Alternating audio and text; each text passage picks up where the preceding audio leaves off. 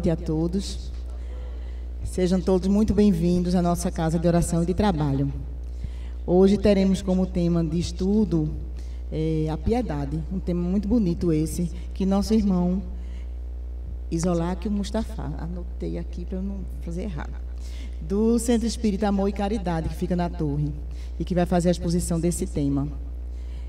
Queria só lembrar que desliguem os celulares e vamos nos concentrar para poder tirarmos o maior proveito, né, do dia de hoje, da palestra do dia de hoje, tá certo? Quem quiser se sentir à vontade e fechar os olhos para concentrar melhor, fique à vontade. Mestre Jesus, aqui estamos, Senhor, mais uma vez nessa nossa casa de oração e de trabalho, para aprender um pouco mais dos Teus ensinamentos e, acima de tudo, Senhor, te pedir para nos ajudar a pôr em prática os ensinamentos que aqui recebemos. Que os nossos guias espirituais nos ajudem nesse aprendizado, que a espiritualidade da casa nos ajude no entendimento e que nosso mentor espiritual, Fabiano de Cristo, nos dê permissão, junto contigo, Jesus, para que possamos dar início aos trabalhos da noite de hoje, na tua santa e imensa paz. Assim seja. Meus queridos irmãos, irmãs, que a paz do Mestre Jesus continue conosco. Nós temos uma satisfação muito grande de retornarmos a esta casa. Vocês podem até perguntar, mas nós nunca lhe vimos aqui, né? Nós, quando estivemos nessa casa, já faz um tempinho. E fazia muito tempo que nós não víamos ao Selec, mas tínhamos saudade, para dizer a verdade. Nós sempre tivemos vontade de retornar ao Selec. E a oportunidade chegou.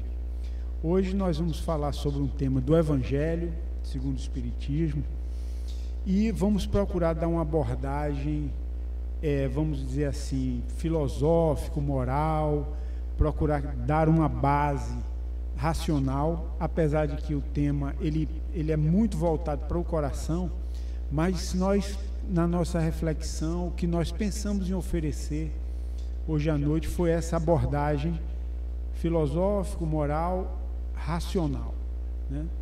Então, na verdade, quando nós entramos no Espiritismo, quando nós vamos estudando a doutrina espírita e a parte científica do Espiritismo, a parte filosófica, a parte moral e evangélica, e nós observamos essa harmonia, é uma coisa muito interessante, né?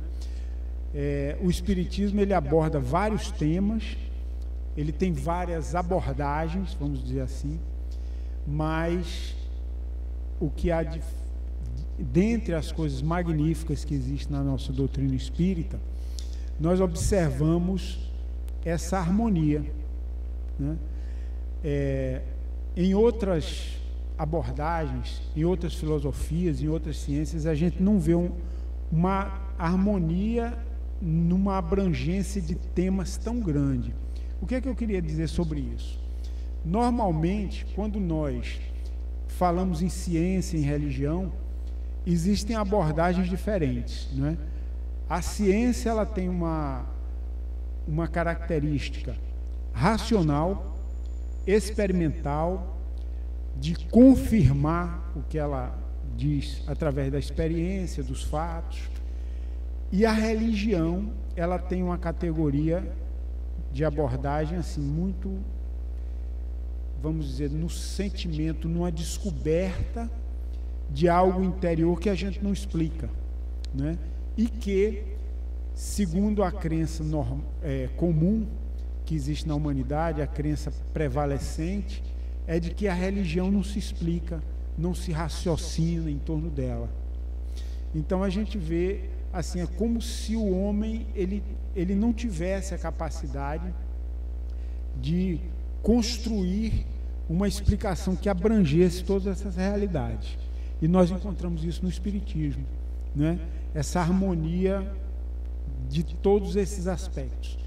Tem uma frase de um estudioso do Espiritismo, Leon Denis, que ele diz o seguinte: o Espiritismo ele harmonizou essas duas potências da alma: a ciência, a religião, a racionalidade, o sentimento, o ideal. Então, o que antigamente em nós vivia em conflito, hoje está harmonizado. Então, foi por isso que nós pensamos em dar essa abordagem racional.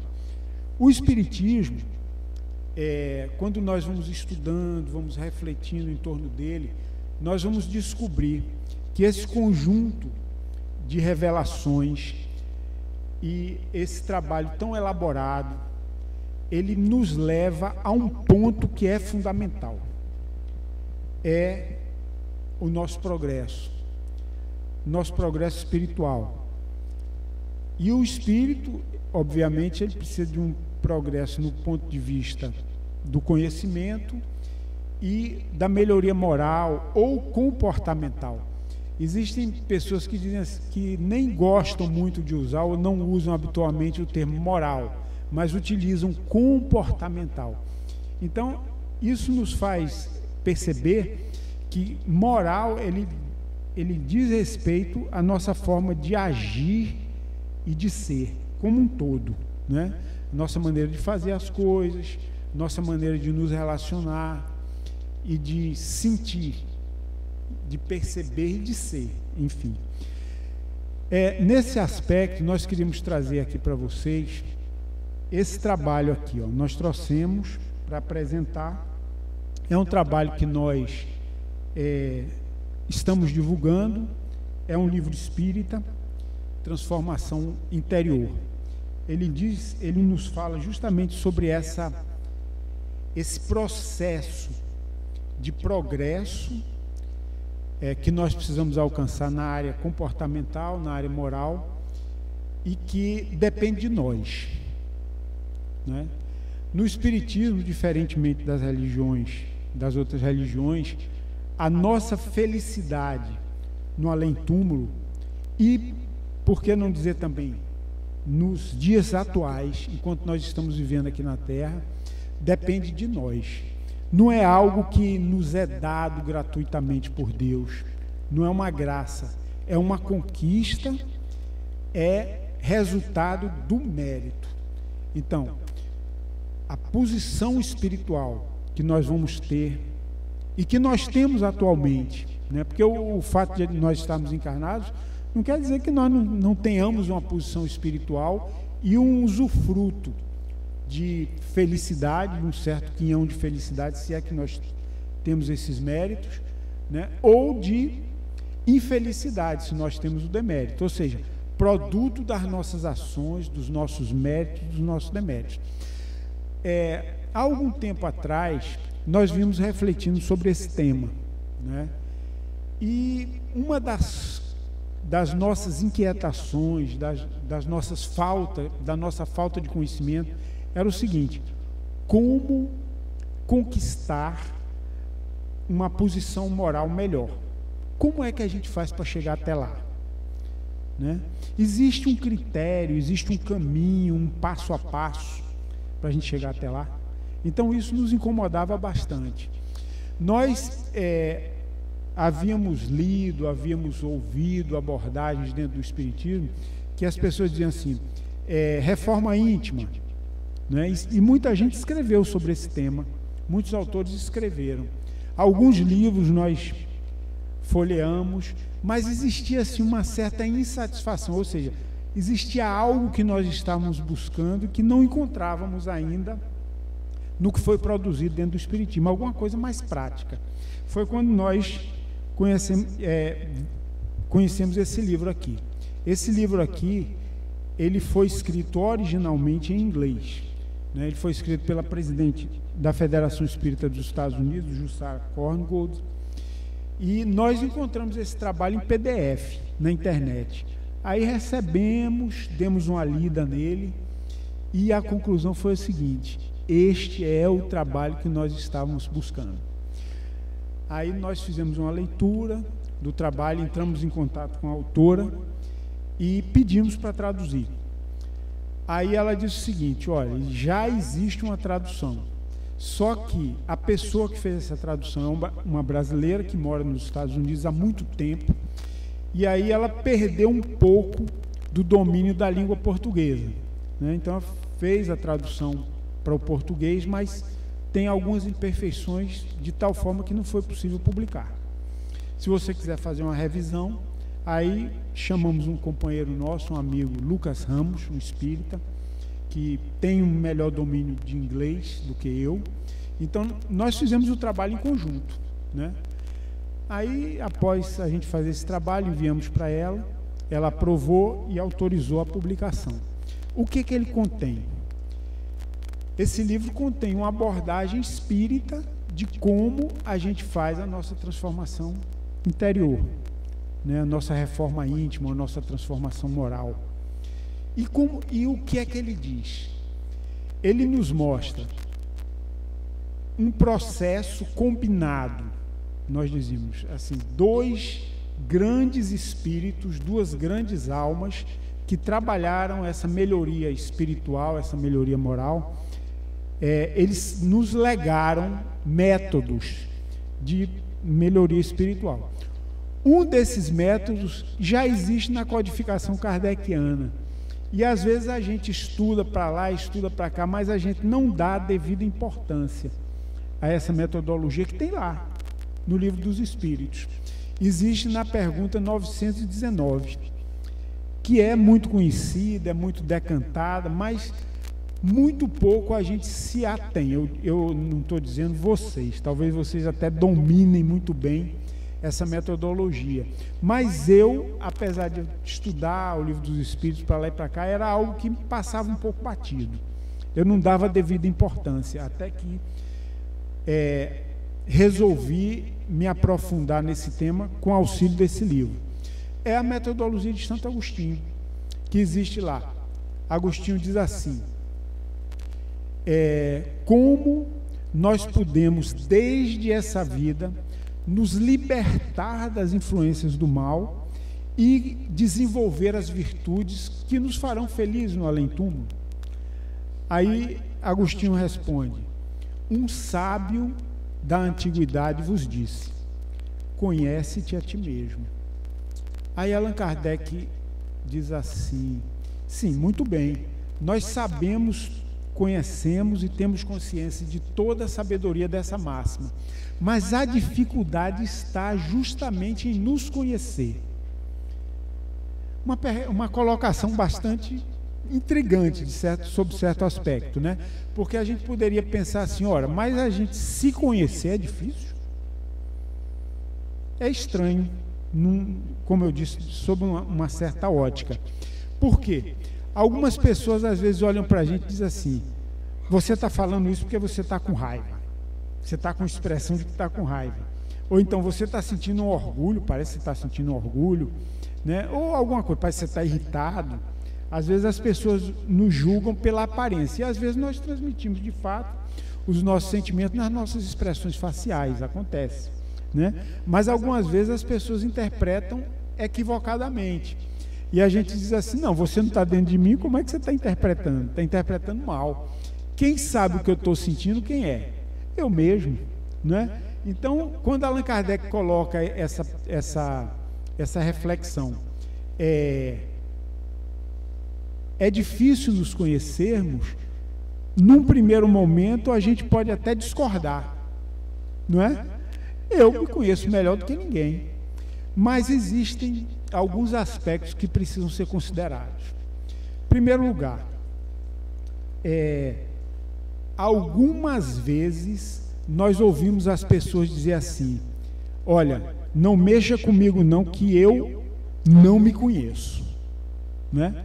As pessoas dizem assim: eu posso ter uma reação muito violenta, quer dizer isso, né? Apesar de que eu sou uma pessoa pacata, mas eu posso ter uma reação assim muito emotiva, muito violenta, e que emerge de dentro de mim de uma maneira surpreendente, como acontece com alguns de nós.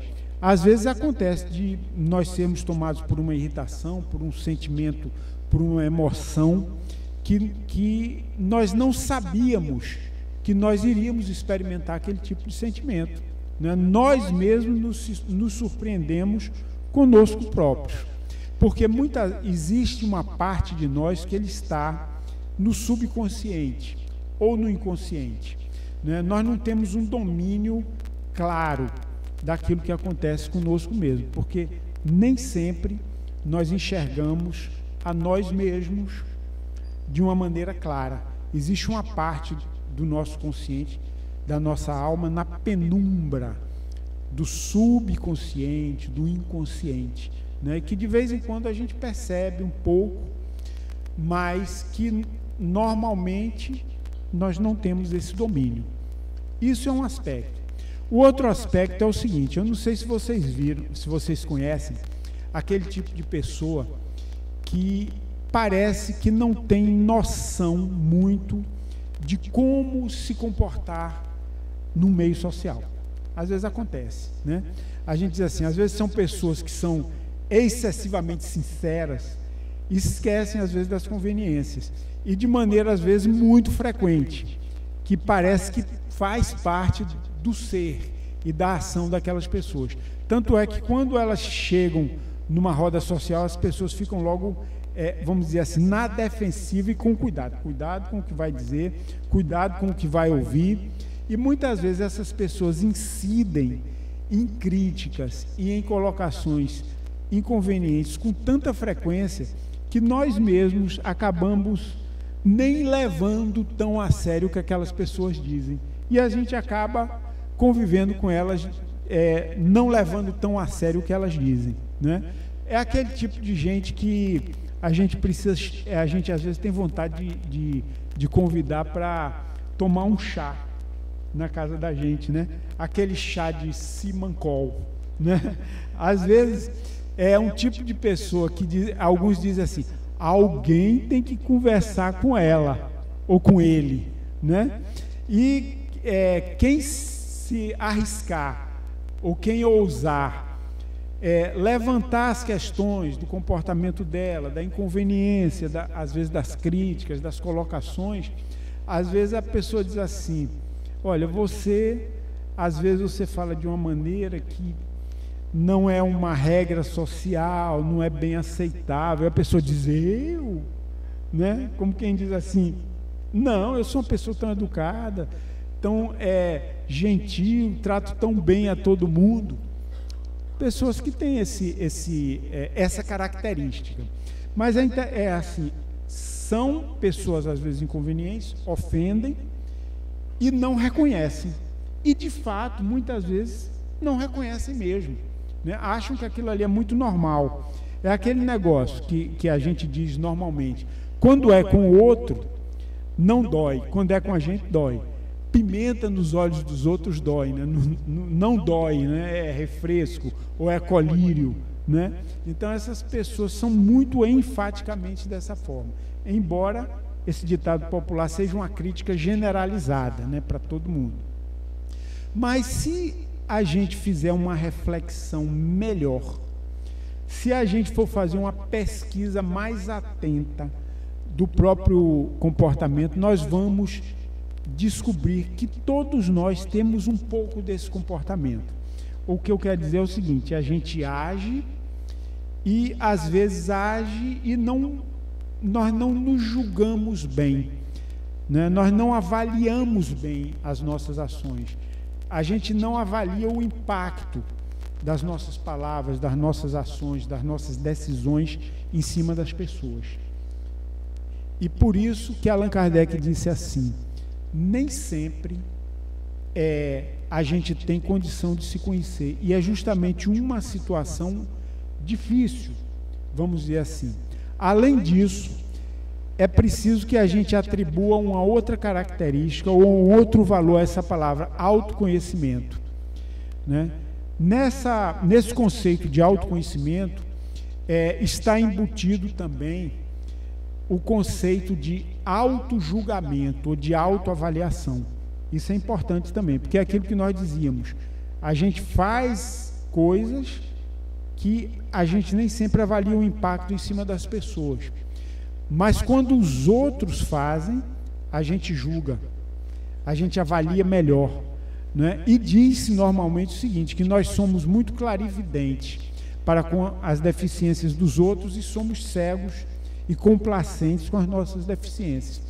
Justamente isso que Allan Kardec quer dizer com essa colocação. Então, na resposta, ou seja, a dificuldade está em nós nos conhecermos, como fazê-lo. Aí Agostinho nos ensina. Fazei o que eu fazia quando vivi na terra. Ao final do dia, eu passava em revista, ou seja, eu me recordava das ações que tinha praticado no dia e indagava a mim mesmo: deixei de cumprir algum dever? Alguém tem algum motivo de queixar-se contra mim? Essas questões são interessantes. Ele completa, né? Foi assim que cheguei a me conhecer e a superar muitas das minhas deficiências. E ele continua demonstrando outros aspectos dessas questões, ou seja, indagações a si próprio, que ele mostra que são métodos de autoconhecimento, né? Mas é interessante observar essas duas questões. Deixei de cumprir algum dever? Alguém tem algum motivo de queixar-se contra mim? Nós gostamos de dizer, defendemos e descobrimos isso com as reflexões do livro, do estudo do livro, que essas duas questões, elas nos remetem aos pontos fundamentais da moral cristã e são suficientes para que nós iniciemos um processo de autoconhecimento. Então, o autoconhecimento não é misterioso, é a gente indagar a si próprio. Deixei de cumprir algum dever? Alguém tem algum motivo de queixa contra mim? Já é suficiente, é uma metodologia que nós estamos buscando. Lógico que tem um desenvolvimento maior, mas esses dois pontos são suficientes para nós alcançarmos um significativo progresso. Se não, vejamos, quando nós perguntamos assim: deixei de cumprir algum dever hoje? A gente poderia redarguir ou contestar: ora, como é que eu sei se deixei de cumprir algum dever hoje? Uma resposta poderia ser: a gente precisa ter um checklist. Quais são os nossos deveres? Né? E leva a listinha para de noite. Leva a caneta. Cumpri esse, não cumpri esse, cumpri esse, não cumpri esse. É uma forma, né? Mas nós poderíamos também começar pelo seguinte: quais são os nossos principais deveres? Quais são os nossos deveres fundamentais? É uma forma também de a gente reconhecer os mais importantes deveres. Qual é o nosso dever mais importante? Perguntaram a Jesus: qual é o maior mandamento da lei? Jesus disse: amai a Deus sobre todas as coisas, com todo o vosso entendimento, com todo o vosso coração, com todo o vosso espírito, com toda a vossa alma. Este é o maior e o primeiro mandamento. Nós gostamos de dizer o seguinte: o nosso primeiro dever é nós amarmos a Deus, nós pensarmos nele, nós dirigirmos o pensamento a Deus, ao Criador do universo, a força, a inteligência absoluta, o único eterno, o único absoluto, a perfeição suprema, que é o nosso Pai, que tem um amor infinito para conosco. Então, nosso primeiro dever, quando nós acordamos, primeiro dever, voltar o pensamento a Deus, refletir um pouco sobre Deus e nos abrirmos a esse primeiro dever, amar a Deus. E o segundo mandamento, semelhante ao primeiro, é amar o próximo como a si mesmo, né? Então, nessas reflexões a gente vai desenvolvendo essa nossa pesquisa de nós mesmos. Deixei de cumprir algum dever hoje? Eu fiz coisas que nos levam ao cumprimento do dever fundamental, amar a Deus sobre todas as coisas. Certa feita nós chegávamos no trabalho e encontramos um nosso irmão evangélico. Nós respeitamos muitas religiões dos outros. E quando são sinceras, nós temos o dever de respeitar, embora eles pensem diferente de nós, né? E eu digo até mais, nós temos o que aprender com eles. Eu, particularmente, gosto de dialogar com outras linhas, né, de pensamento, porque a gente vai aumentando a nossa cultura e a nossa percepção também, e nos ajudando a fazer uma análise de nós mesmos. Muitas vezes nós podemos encontrar, inclusive, pessoas moralmente mais desenvolvidas, com outros pensamentos religiosos, e, portanto, temos o que aprender com eles, não é? Como eles têm o que aprender conosco, nós também temos o que aprender com eles. Não só o respeito, mas até o acatamento mesmo de certas posições. Então, dito isso, eu vou dizer o que eu vinha fazendo essa reflexão sobre a importância de nós pensarmos em Deus, de nós amarmos a Deus. Pois bem, e aí nessas nossas reflexões nós estávamos pensando o seguinte: vocês vejam que se nós devemos algo a alguém, nunca nós devemos tanto quanto o que devemos a Deus. Ou seja, nosso maior credor é Deus. A Ele, na verdade, nós devemos tudo. Devemos a vida. Devemos mais do que isso. Devemos o ser. Se não fosse Deus, nós não existiríamos. Ou seja, nossa dívida com Deus é fundamental. É a maior que tem. E se nós refletirmos no nosso dia a dia, o nosso Pai Celestial, ele tem um cuidado conosco, que Allan Kardec chamava de a providência divina. É um cuidado, é um cercado, né? É um envolvimento. Muitas vezes nós somos protegidos, nós somos, às vezes, até recuperada a nossa saúde em certas circunstâncias por causa desse cuidado que o nosso Pai Celestial tem conosco. Quando a gente fica mais velho, não é o caso de vocês, né, mas a gente recorda a nossa existência e diz: poxa, eu tive tantas bênçãos do nosso Pai Celestial, muito mais do que de fato eu merecia, né? E eu escapei de tantas dificuldades, de tantas, às vezes, de tantos desastres, de tantas tragédias físicas ou morais, porque Papai do Céu deu uma dificuldade que eu nem queria e até senti uma certa tendência em me revoltar. Mas aquele remedinho amargo foi tão importante para mim, quando a gente olha para trás, né? Vocês vão passar por essa experiência quando chegarem na minha idade. Mas vamos para frente. O que acontece? Vocês observem que eu estou procurando seguir um caminho de racionalidade, né? Então eu diria para o nosso amigo, um companheiro evangélico: meu irmão, eu quero falar uma coisa para você. Eu dizia para ele: nós precisamos agradecer a Deus diariamente, porque nós devemos tudo a Deus. Eu achei interessante e com respeito, quando nós dizíamos isso para ele, ele dizia amém. Aí eu dizia: opa, concordou, né? Então o protestante concordou com o espírita, estamos nos confraternizando, beleza, né? É um princípio fundamental. E óbvio que a melhor forma de a gente amar a Deus é amar o próximo, né? Então você veja a extensão dessas questões de Santo Agostinho. Deixei de cumprir algum dever hoje. Aí, à medida que nós vamos nos desdobrando nesses pensamentos fundamentais do Cristo, que remete àquele fundamento cristão, a gente vai começando a pensar o seguinte: será que eu estou amando os meus familiares como a mim mesmo? Será que eu estou fazendo a eles o que eu gostaria que eles me fizessem? Será que eu estou fazendo a minha esposa, meu esposo, meu pai, minha mãe, meu tio, minha tia, meus irmãos, meus vizinhos? Às vezes a gente tem até umas encrencazinhas com os vizinhos e a gente lembra: fazer ao próximo o que gostaria que o próximo nos fizesse. Com meus colegas de trabalho, com as pessoas que eu encontro na rua, com os desencarnados, eu estou fazendo a eles o que eu gostaria que eles nos fizessem? Quando eu estou fazendo o meu trabalho, eu estou fazendo com amor?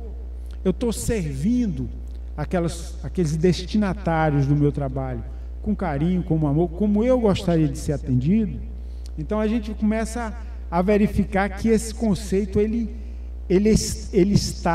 tem aplicabilidade muito maior do que a gente pensa no nosso dia a dia, no nosso cotidiano, no nosso pensamento, nos nossos gestos, na nossa abordagem, na nossa maneira de falar com as pessoas, né? E por aí vai. Então, é fundamental essas questões de Santo Agostinho. Agora, a outra questão. Alguém tem algum motivo de queixar-se contra mim? Jesus disse assim: não façais ao próximo o que não gostarias que o próximo vos fizesse. Não é? Então, às vezes, a gente faz com as pessoas o que a gente não gostaria que nos fizesse, infelizmente. Por isso que a gente está num planeta que ainda não é tão desenvolvido. Né? Então, por isso, a gente está aqui. E a gente sofre por isso, porque a gente faz os outros sofrer, consequentemente, esse sofrimento, a gente se insere num nível, numa vibração de sofrimento. Não é que existe um castigo, não. Você se inseriu porque você agiu daquela maneira, porque vibrou, porque compactuou com o mal, né? Porque deu guarida no seu coração, na sua alma ao mal, então você se inseriu numa vibração maléfica e, portanto, recebeu o contra-choque, né? Eu lembro, certa feita, eu acho que foi em 2007, Divaldo Franco veio aqui em Recife e ele fez uma palestra lá no Teatro Guararapes. E aí eu estava justamente fazendo essa reflexão sobre autoconhecimento e nessa busca, né? Como é que a gente faz para se autoconhecer? Aí o Divaldo Franco, ele falou um negócio que eu fiquei achando que ele falou para mim. Vocês podem achar interessante, mas ele fez assim, ele até olhou para o meu lado, como ele olha para o lado de todo mundo, né? Mas eu achei assim, puxa, essa mensagem foi para mim. Ele disse assim, porque ele é especialista, né, nessa área de autoconhecimento, ele tem a assistência de Joana de Ângeles, ele é muito bom nisso. Trabalhou durante muitos anos e com muita profundidade. Então eu estava lá assistindo a palestra dele, aí ele, certa altura, disse assim: quer se conhecer? Aí eu digo, quero. Eu estou justamente fazendo reflexões e nessa busca. Aí ele disse assim: aplique-se a si mesmo aquele ensinamento de Jesus. Não façais ao próximo o que não gostarias que o próximo te fizesse. E de fato eu comecei até a aplicar um pouco essa recomendação do Divaldo. Aí a gente começa a descobrir as nossas deficiências. Às vezes a gente descobre que a gente maltrata até a pessoa que a gente ama. Não é estranho, não é contraditório, não é paradoxal. Nós gostamos até de dizer o seguinte: você ama seus filhos?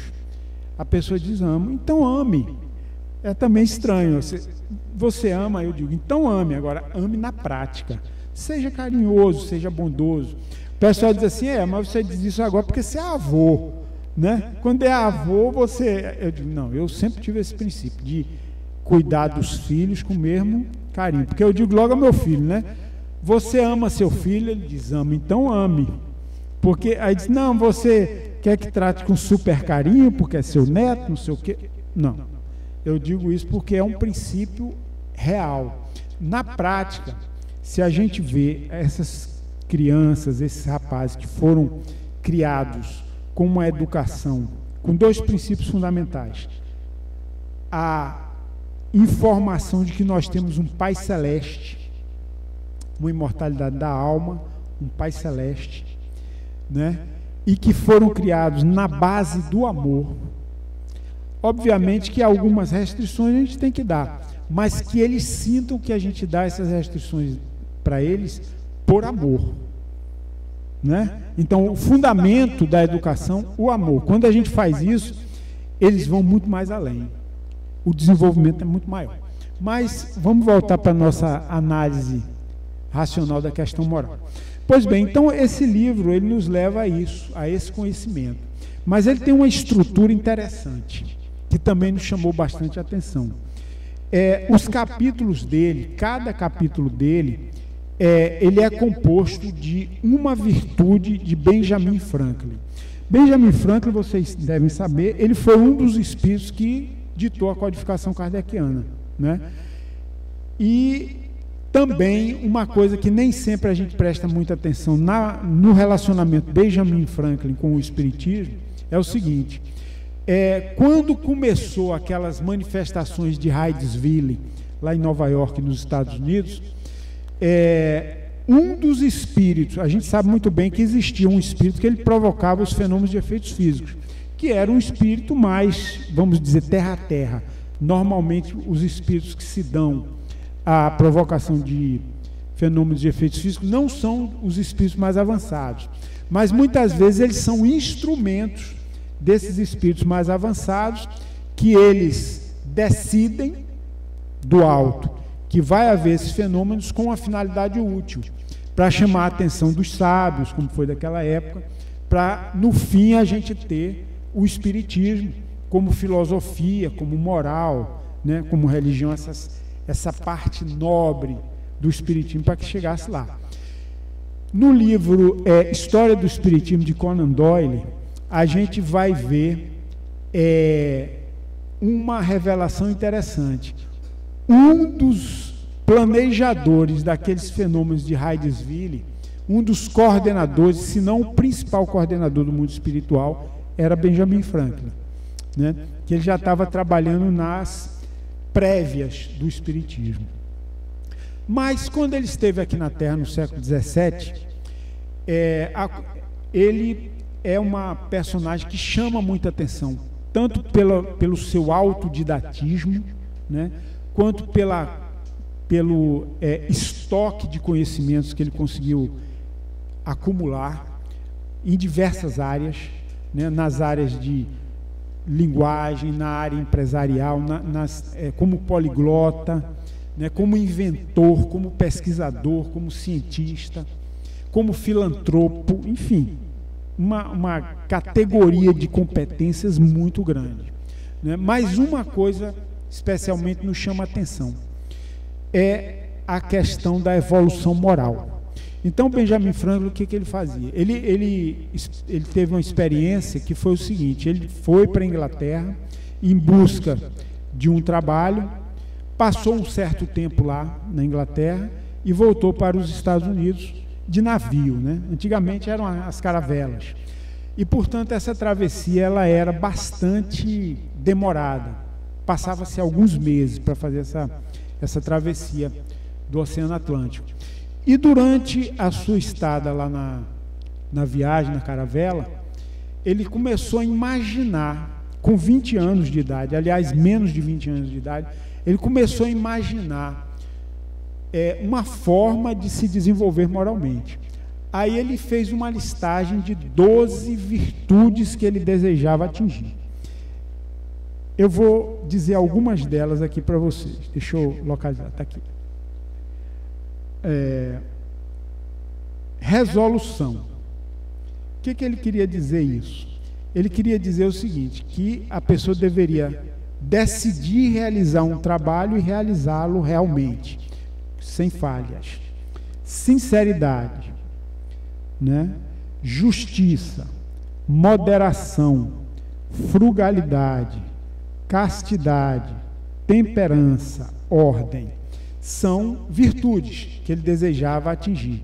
Ele relacionava essas virtudes e na frente ele fazia uma pequena explicação para facilitar o cumprimento.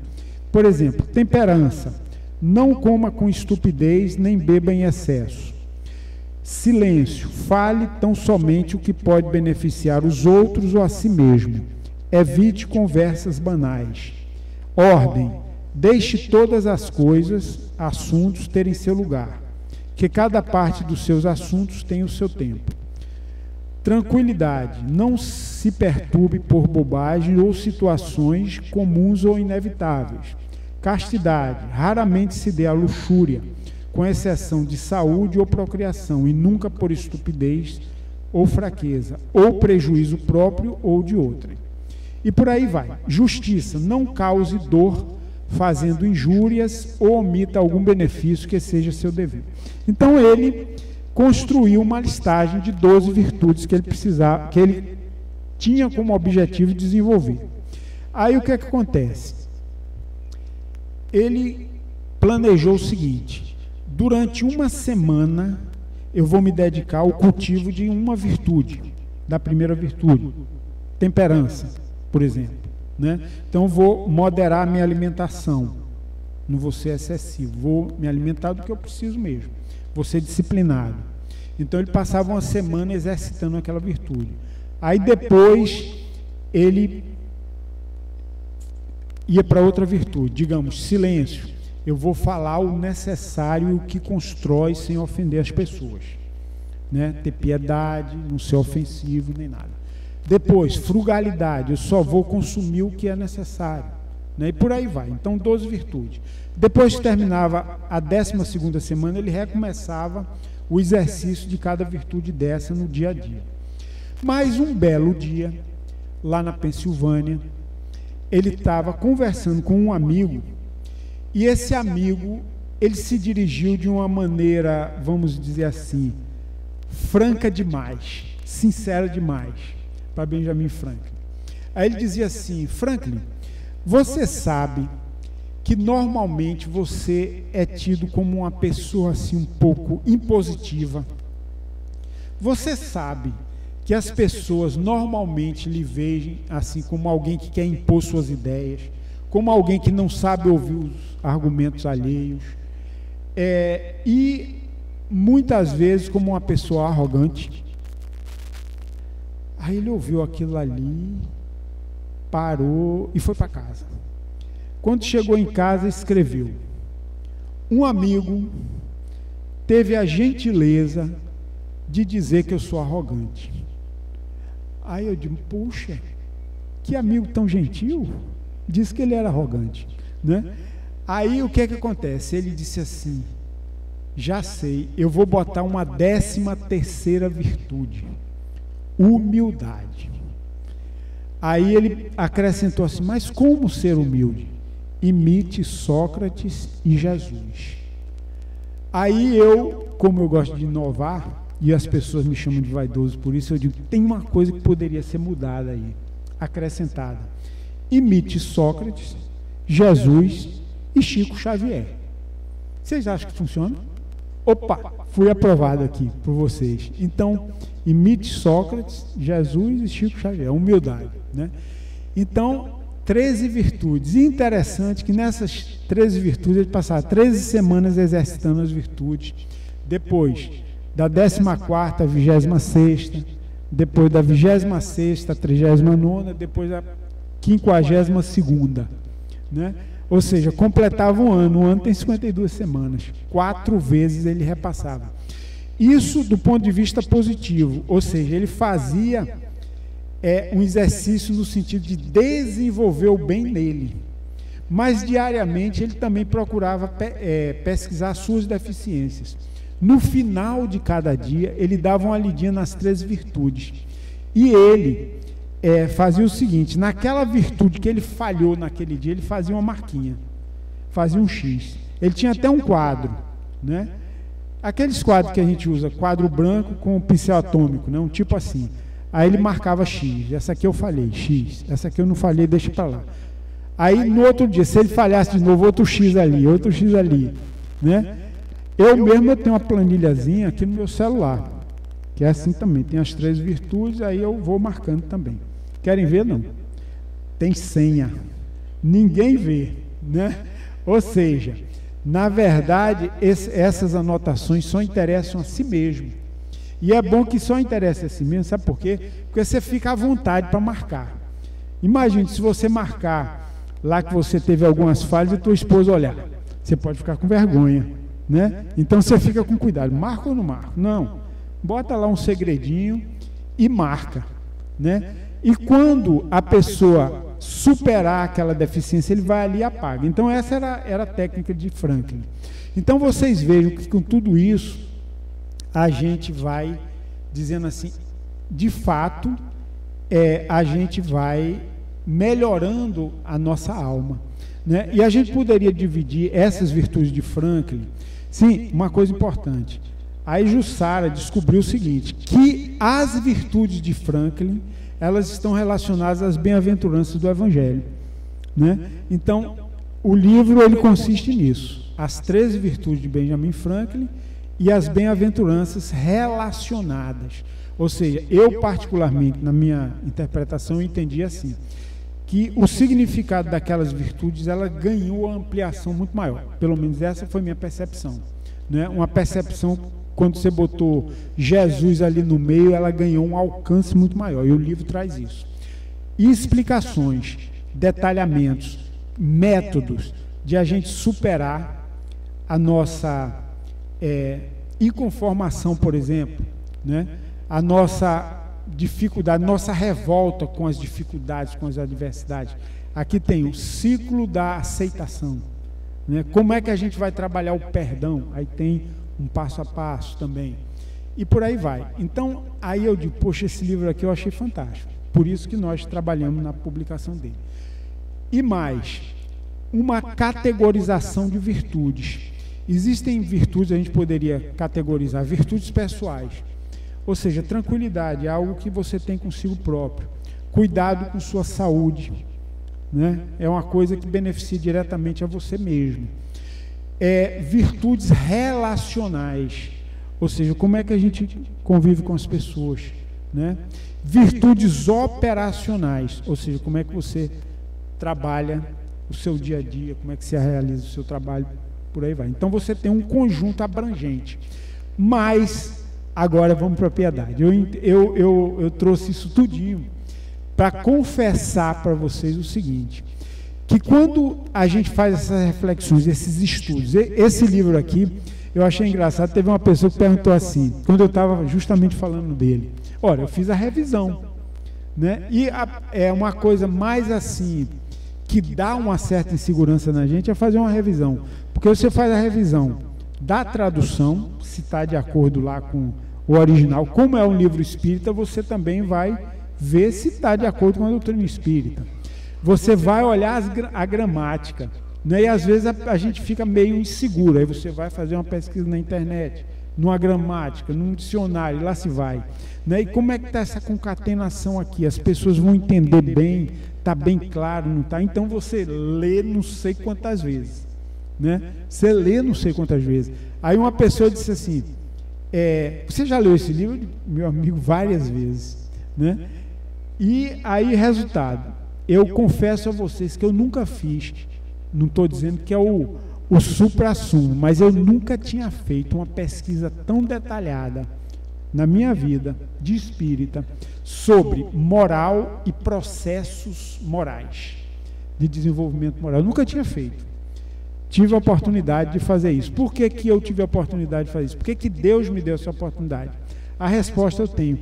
Porque eu sou necessitado de aprender isso aqui. Então, repetir, até hoje repito o tema, né? Mas nessa pesquisa, nessa insistência, o que é que eu descobri? Que Vicente de Paulo tinha razão, que Jesus tinha razão, que Allan Kardec tem razão. Quando Allan Kardec diz, fora da caridade não há salvação. Quando Jesus diz, o primeiro mandamento é amar a Deus, e o segundo, semelhante a esse, é amar o próximo como a si mesmo. Quando Vicente de Paulo diz umas frases no Evangelho segundo o Espiritismo que eu fico arrepiado. Eu sou considerado um cara durão, né, insensível, mas quando eu vejo Vicente de Paulo falando, Agostinho, Vicente de Paulo, às vezes me dá um arrepio. Ele diz assim, a caridade é a virtude fundamental sobre a qual se desenvolvem todas as outras.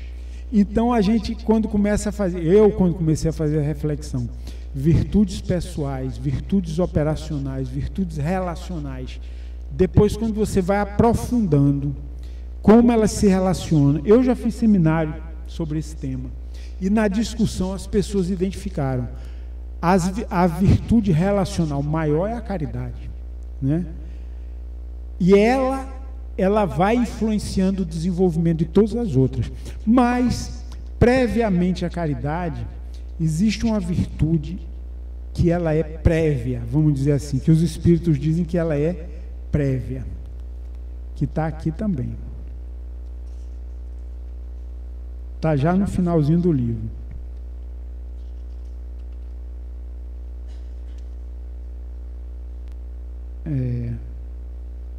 Que é a piedade.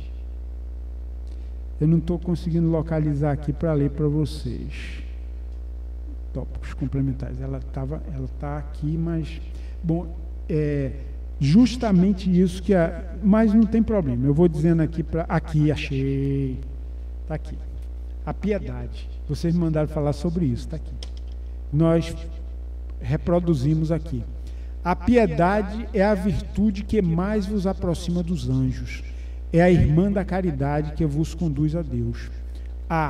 Deixai que o vosso coração se enterneça ante o espetáculo das misérias e dos sofrimentos dos vossos irmãos. Vossas lágrimas são um bálsamo que lhes derramais nas feridas, e quando, por bondosa simpatia, chegais a lhes proporcionar a esperança e a resignação, que encantos não experimentais. Tem um certo amargor, é certo, esse encanto, porque nasce ao lado da desgraça, mas, não tendo o sabor acre dos gozos mundanos, também não traz as pungentes decepções do vazio que esses últimos deixam após si. Envolve-o penetrante suavidade, que enche de júbilo a alma.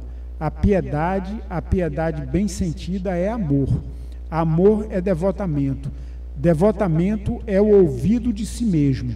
E esse ouvido, ou esse esquecimento, essa abnegação em favor dos desgraçados, é a virtude por excelência, a que em toda a vida praticou o divino Messias e ensinou na sua doutrina tão santa e tão sublime. Então, nesse livro aqui, ela está colocada num capítulo, eu acho que vocês vão concordar, chamado Combate ao Egoísmo, porque o egoísmo é o maior entrave, junto com o orgulho, ao desenvolvimento moral, né? Então, a piedade, ela vai fazendo com que a gente vá se libertando do egoísmo, porque a gente vai sentindo a dor alheia, né? No Espiritismo, graças a Deus, existem atividades que a gente desenvolve, que a gente vai exercitando a piedade. É o encontro com a dor alheia, a gente visitar os enfermos, né? A gente, enfim, ter contato com as pessoas sofredoras e tentar aliviar aquele sofrimento. Esse contato é muito importante, porque ele vai mexendo lá dentro e despertando aquilo que nós temos em potencial, que é o amor, né? Então, esse exercício de a gente trabalhar a piedade, quando a gente começa a se enfronhar nessas atividades de assistência, de ajuda, a gente começa a notar que dentro da alma da gente algo se expande. Leon Denis, ele diz o seguinte: quando nós realizamos uma bela ação, nós sentimos nossa alma expandir-se. E diz mais, essa sensação não é ilusória. As vibrações perispirituais, elas aumentam, elas se aperfeiçoam. E à medida que a gente vai ampliando esse serviço, na intenção de diminuir os sofrimentos, então essas vibrações, elas vão se consolidando e vão, portanto, purificando a nossa alma. Aquelas vibrações negativas, elas vão sendo substituídas, né? E é justamente o caminho da piedade. Esse é o caminho, que às vezes a gente acha assim, poxa, eu não quero ir para um hospital. Tem gente que tem medo de encarar o sofrimento. Tem gente que tem medo da própria emoção. Nós conhecemos pessoas que vão, espíritas mesmo, que vão lá e sentem aquele impacto, e às vezes as lágrimas surgem em grande abundância, né? E às vezes as pessoas não querem continuar. Mas são atividades que elas engrandecem a nossa alma. E com o exercício, com o tempo, nós vamos descobrir que existem várias espécies de dor, de sofrimento, que nos convidam a esse trabalho de nós amenizarmos, né? E que é preciso que nós desenvolvamos essa piedade em direção a todas essas categorias. Existe a dor física, a fome, a enfermidade, e existe a dor moral também, né? A saudade, a decepção, a obsessão. Então, são assistências que nós precisamos realizar com a nossa boa vontade, com o nosso amor, com a nossa prece, né? Com a nossa solidariedade, com a piedade, porque tudo isso vai fazendo a gente se desenvolver. Nós, por exemplo, quando participamos de reuniões da mediunidade, o que nós temos observado nas nossas reuniões de desobsessão? Vêm espíritos, muitas vezes, malfazejos. Eles querem prejudicar o outro, a outra pessoa, né? Alguns espíritos que se dizem perigosos. Eles dizem assim: se vocês me vissem, vocês iam ter medo de mim. Alguns dizem isso, né? Mas a atuação dos nossos mentores espirituais é por meio do amor. Vocês vejam só, eles abordam espíritos perigosos, criminosos, com amor, o que não é do nosso feitio, né? Não é do feitio da nossa sociedade. Muitas vezes nós temos ódio dos malfazejos, mas quando eu falei para vocês que é preciso que a gente vá cultivando a piedade pelos sofredores, né? Que a gente expanda essa piedade em direção a outras categorias de dor, nós estávamos nos referindo também às dores que os espíritos poucos desenvolvidos, os espíritos maléficos, eles sofrem, os suicidas, os criminosos do mundo espiritual e do mundo material, que são dignos da nossa piedade, que são nossos irmãos. Eles vão se desenvolver também, né? Eles vão chegar até nós, e como Deus os olha, como nosso Pai Celestial olha para essa categoria, para esses irmãos equivocados, com piedade, né?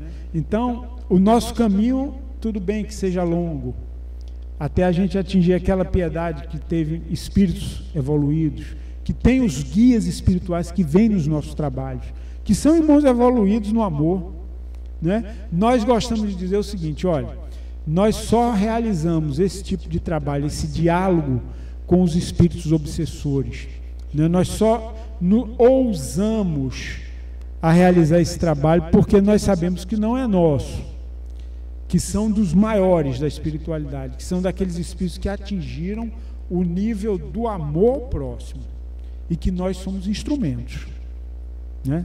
Então nós ousamos fazer esse trabalho, mas essa categoria, a metodologia que eles usam, é a metodologia do Cristo, metodologia da caridade, para com todos, indistintamente, né? Com todos os necessitados, materiais e espirituais.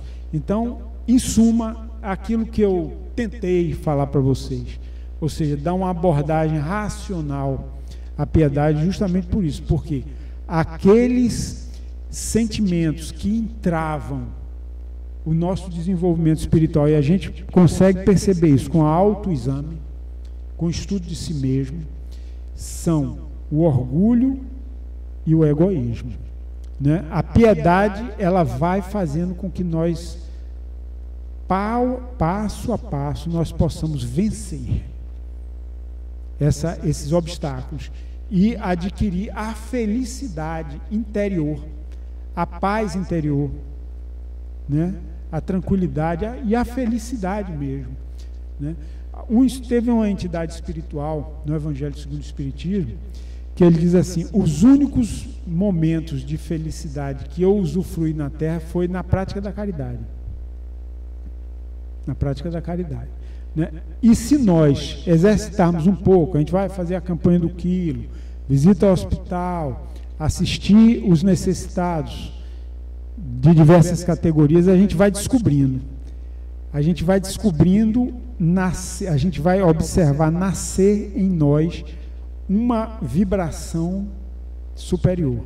E se nós nos entregarmos com mais frequência ao trabalho do amor próximo, o que vai acontecer é o seguinte: quando alguém nos ofender, a gente já não sente tanto, né? A gente passa alguns momentos até ter piedade daquela pessoa desequilibrada, porque ele não conhece essa situação interna de bem-estar, de alegria permanente, de prazer mesmo interno, que a caridade nos proporciona.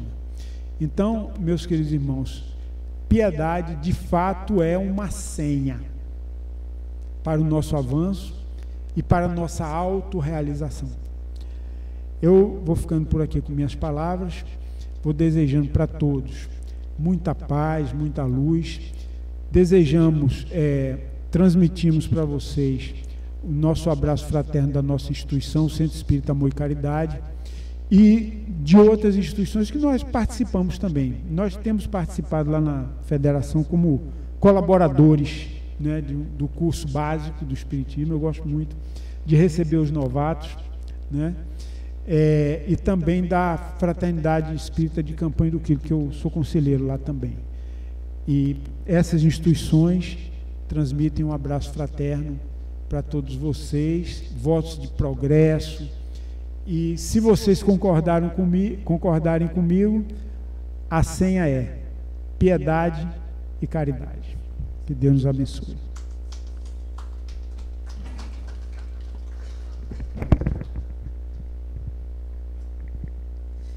Muito obrigada, Esvaláquio, pela sua explanação tão boa, tão didática, que eu acho que todo mundo aqui ficou entendendo e muito satisfeito com o que você trouxe para a gente hoje. Leve também nosso abraço do SELEC para todas essas entidades que você faz parte e que também vem muito, né, aqui nessa troca de conhecimento da doutrina espírita. Vamos passar agora para Robson, para ele fazer a prece final. Lembrando que vocês não esqueçam de levar as águas fluidificadas, tá certo? O passe é coletivo, por ocasião da prece, vocês se concentrem para que as entidades possam realizar o passe na noite de hoje.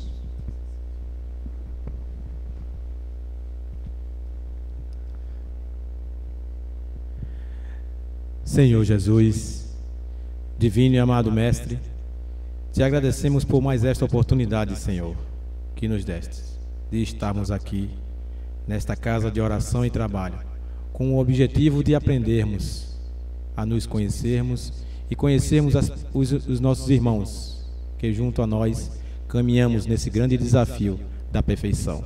Que nesses momentos, Senhor, essas mensagens que foram citadas na casa possam ser endereçadas aos nossos corações e às nossas mentes, para que possamos, ao sair daqui, colocá-las em prática com os nossos irmãos mais necessitados e os nossos familiares com os nossos desafios, Senhor. Que a Tua paz, que o Teu amor, seja sempre as ferramentas necessárias em nós, para que possamos juntos, unidos, encarnados e desencarnados, entenderem o verdadeiro sentido dessa doutrina que ilumina os nossos corações. Perdão, piedade, benevolência e indulgência. Fora da caridade não há salvação. Que assim seja, meus irmãos.